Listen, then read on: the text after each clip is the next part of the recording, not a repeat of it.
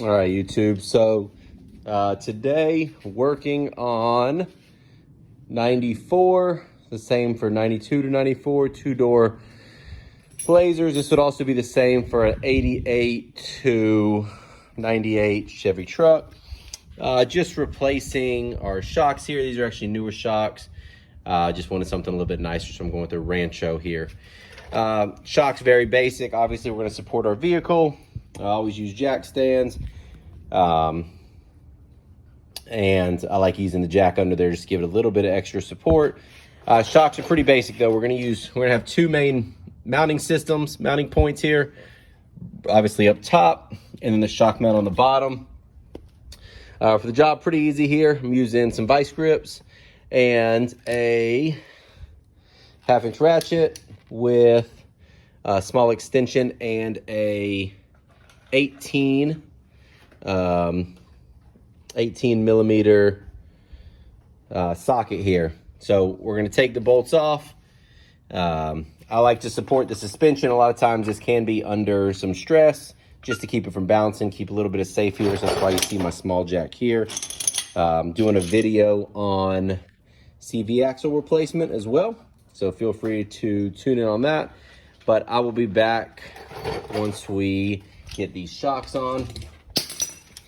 So again, you don't have to use vice grips. Probably the better solution would probably be an actual wrench. I just happen to have vice grips handy.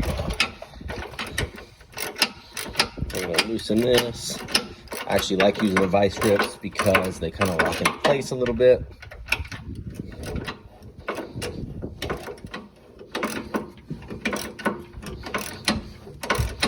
If you have air, use air. I'm trying to keep these as high level as possible, but I'll get back to them and finish wrenching here. We're gonna move on to this bottom one and then we'll be back. All right, guys, so old ones are out. Like I said, went with a Rancho RS 5000. Gives me a little bit extra lift here. Obviously, we'll put on their boot. Can't forget the sticker so everybody knows you have the Rancho shocks. But like I said, this was the big difference, right? We'll say they're pretty even here for the most part. You know, like I said, gives really some extra distance there in terms from my factory shocks that I just bought from Rock Auto for $8. You know, we'll say it gives an extra 1 3/4 or so. So pretty happy with them. Like I said, got the old shocks off. I'm gonna go ahead and put these new ones on, and I'll come back with you. All right, guys, so back on the shock here.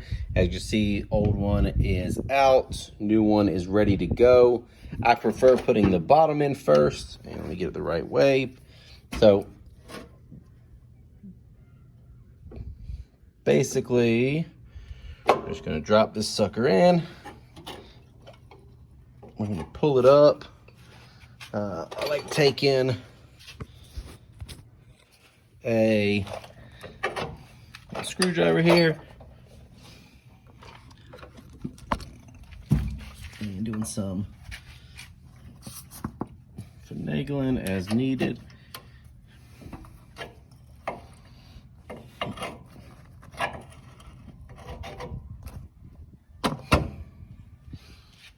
All right.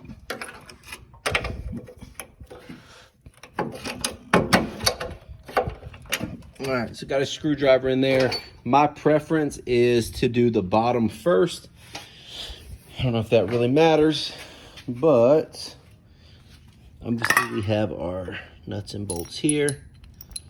The longer one, as you can see, we'll have a short one and a longer one. The longer one, if I can get them to stand up here, I'll do it this number. Long one just goes up top. Slide them through.